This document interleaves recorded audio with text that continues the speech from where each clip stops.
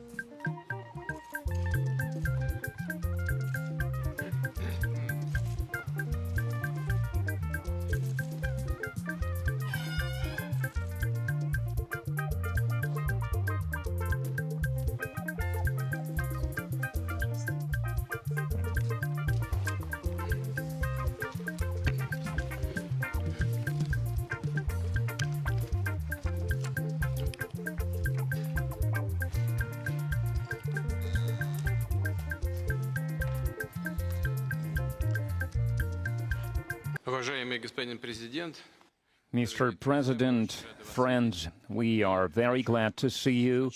And first of all, I would like to thank you once again for making this decision to participate in the commemorative events to honor the 80th anniversary of the victory in the Great Patriotic War.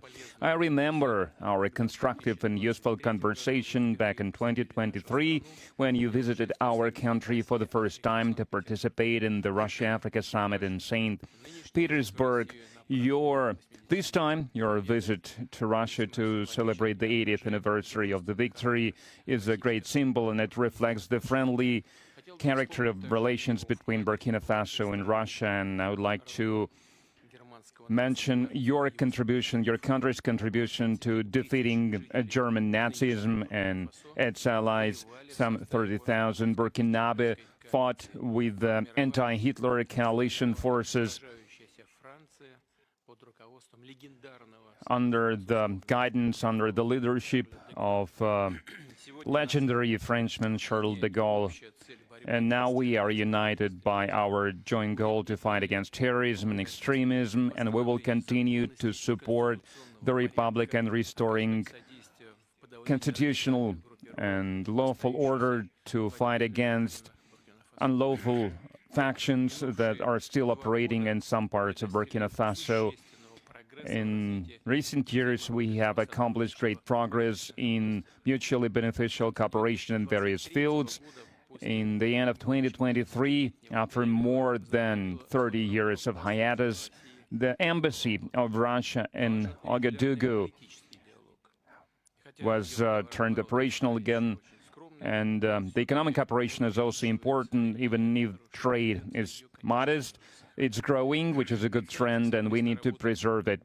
And we will continue to work together on further strengthening our economic ties and diversify further our trade cooperations. And it was useful to hold economic days of Burkina Faso in Russia that were held in 2024.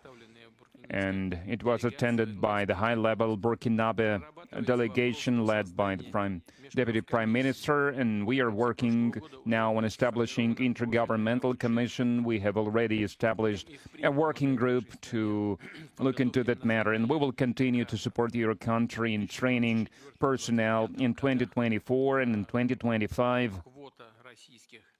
The quota of Russian state scholarship for Burkinabe nationals was more than doubled, and this year we are ready to receive 27 more students from your country at the state's expense, and in total more than 3,500 Burkinabe received higher education in Russia.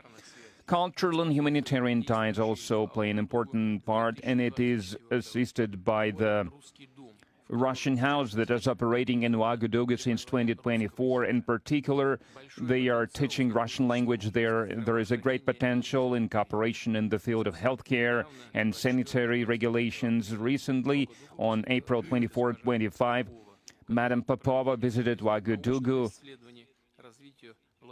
and discussed the development of scientific and research infrastructure and training of personnel. We also prioritize humanitarian support for Burkina Faso. Last year, we allocated 25,000 tons of wheat free of charge, and this month we are going to send a large supply of other food products to Ouagadougou. We appreciate the support from Burkina Faso and many international platforms, including the UN and other multilateral platforms. A useful format of cooperation is the consultations between Russia and Sahel States Confederation. April this year, such a session was held in Moscow with foreign ministers. There are good prospects in many areas, and we will have a chance to discuss some of them today. Thank you for your attention. Thank you very much. Congratulations, Mr. President. I hope I pronounced my felicitation properly. For me, it was an honor to be part of these commemorative events devoted to the great victory anniversary, and I would like to thank you for inviting us. It was a great honor for us. And I need to say that during this visit, I learned a lot. I learned a lot about culture, about history, that lay the foundation of the resistance of the Russian people, of its struggle. I learned of sacrifices your people made, and due to these sacrifices, we are free now. And I would like to thank you once again for this invitation, and this meeting allows us to think about what's happening in the world today and to think about the prospects as well. The obstacles that we can see today must not stop us. These obstacles, in some way, they are even an advantage, because despite all the sanctions that were imposed on the Russian Federation by many states, Russia is still holding the leading position internationally, and we understand this. We understand how difficult it is.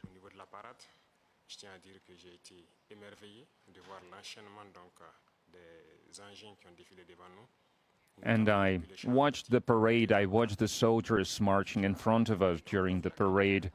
I saw the equipment, including the tanks that from the times of World War II, and I saw the modern equipment, and we would like to see the cooperation between our countries developing rapidly, developing swiftly, and acquire new shapes and forms.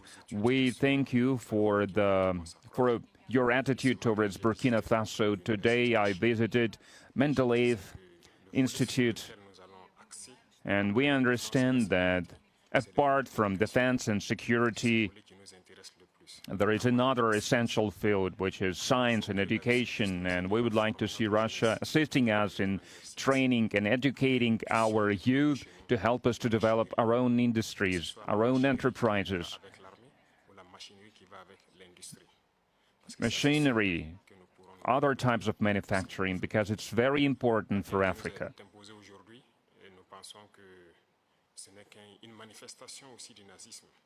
We believe that terrorism that we can see today is a legacy of imperialism, and that's something that we fight against. If we put an end to this war, if we have a strong army, then we can develop our motherland. This is why we continue to fight. That is why we have this struggle. That's why it's important to train personnel, to educate people. In Africa,